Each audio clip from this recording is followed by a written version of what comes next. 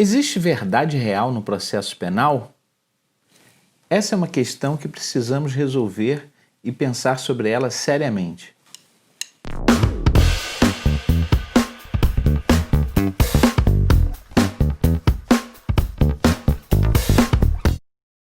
Olá pessoal, dando sequência do nosso tema Fundamentos no Processo Penal, Implicações Práticas do Garantismo. Já falamos em outros vídeos sobre os axiomas do sistema garantista, falamos sobre implicações práticas no campo penal e iniciamos implicações práticas no campo processual, destacando algumas questões pontuais importantes sobre o desenvolvimento do processo a partir da legalidade, do devido processo e do respeito às garantias fundamentais. Hoje, queremos traçar aqui algumas observações sobre um tema precioso para o processo penal. O que é a verdade, afinal? Qual a importância da verdade para o processo penal? Muito se diz que o processo penal busca a verdade. Às vezes se afirma que o processo penal produz atividades tendentes a formar o convencimento do julgador. Ou seja, a discussão sobre a verdade no processo penal é central. A verdade também é muito discutida no campo da filosofia. E nesta seara percebemos que há uma complexidade imensa no tratamento desse tema. E é incrível como no campo do direito, principalmente do direito processual, trata-se a verdade com tanta superficialidade, sem o cuidado devido. Costuma-se dizer habitualmente que no processo penal existe a figura da verdade real, e no processo penal, então, guiado pela verdade real, o juiz poderia, inclusive, buscar produzir provas de ofício, porque não vai se contentar com a verdade formal produzidas pelas partes. Será que existe mesmo verdade real e outro tipo de verdade? A verdade seria qualificável? No campo da filosofia, costumamos dizer que o plano do real pertence ao plano da natureza. Já a verdade pertence ao campo da representação, ao campo humano, ao campo da cultura. A verdade não é um dado concreto, a verdade é uma representação. Uma mesma coisa, um mesmo objeto, pode representar para sujeitos distintos coisas diversas. Para fazer uma demonstração, trazemos aqui um experimento, ou seja, vamos apresentar a obra do pintor Salvador Dalí, chama-se O Toureiro.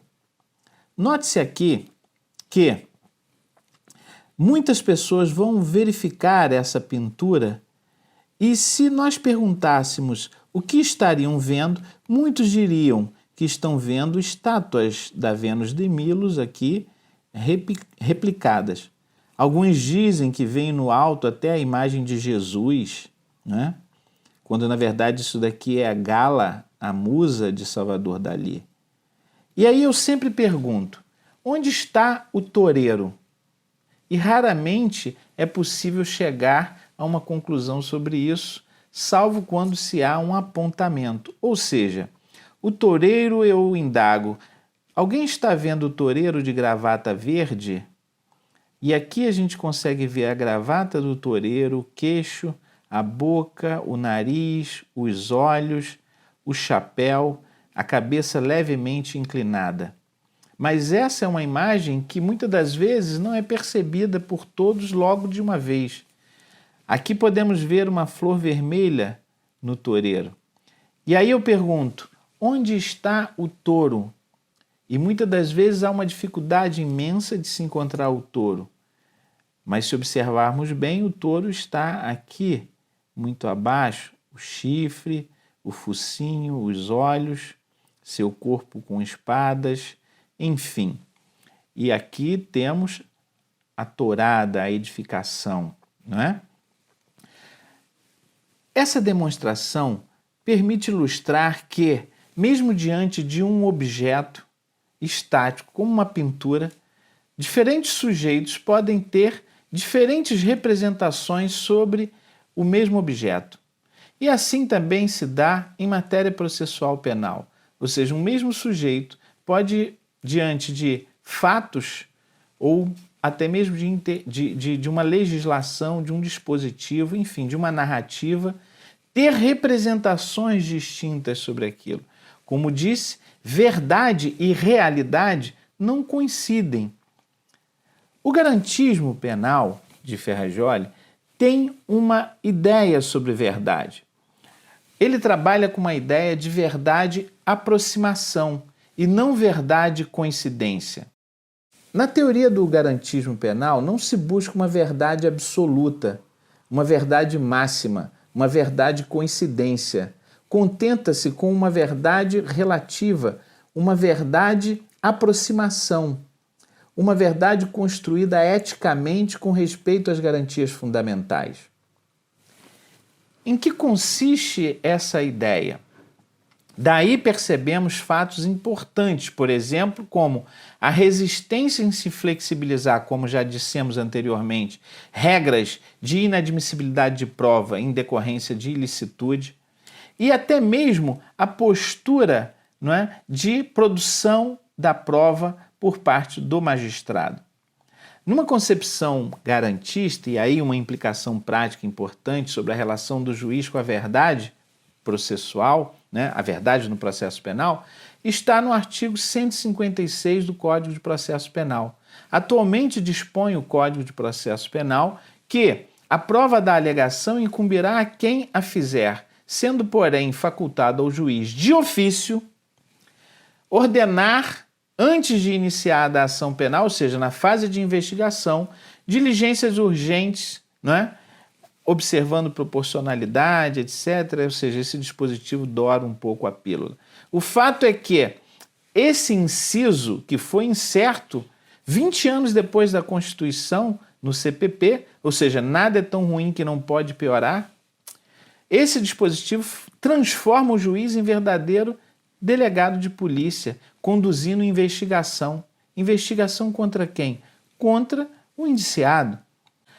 Pois bem, o inciso 2º, cuja redação já existia de certo modo anteriormente, né, permite ao juiz, iniciada a instrução, né, antes de proferir sentença, no caso de dúvida, realizar diligências para afastar essas dúvidas. Ou seja, o comando constitucional é in dubio pro réu, ou seja, na dúvida deve o juiz absolver.